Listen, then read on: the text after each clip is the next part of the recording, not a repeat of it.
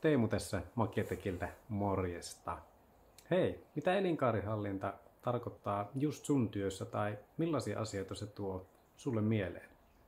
Toisille se tuo jotain elinkaaren konseptoinnista tai tuotteiden konseptoinnista, suunnittelusta aina sinne käytöstä poistoon saakka. Toisille sana elinkaarihallinta voi tuoda mieleen ensimmäisenä vaikka kunnossapidon.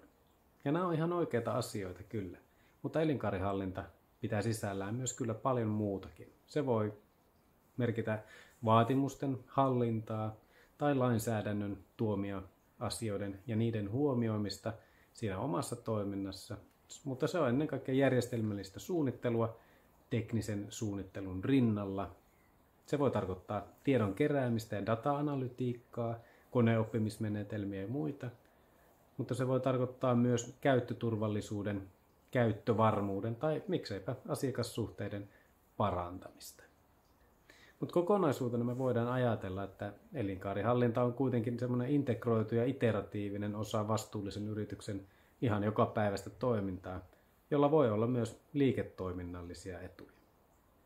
Mutta hei, mä oon lanseerannut tämmöisen puolipäivää kestävän kurssin, joka kantaa nimeä Teollisuuden elinkaarihallinnan perusteet. Ja tämä kurssi soveltuu ihan kaikille organisaation tasosta riippumatta sekä teollisuuden aloista riippumatta.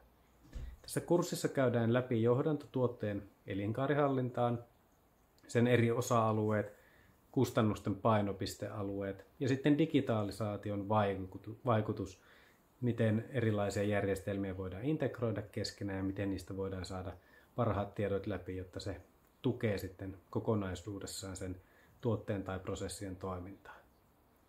Koulutuksessa käydään vielä läpi eri elinkaaren vaiheet ja merkitys, kunnossapidon tehtävät, mutta sitten ehkä käytännönläheisemmin sen elinkaarihallinnan suunnittelun osa-alue, jossa käydään sitten läpi erilaisia konkreettisia toimenpiteitä siitä, että miten näitä asioita sitten käytännössä tehdään, suunnitellaan ja toteutetaan.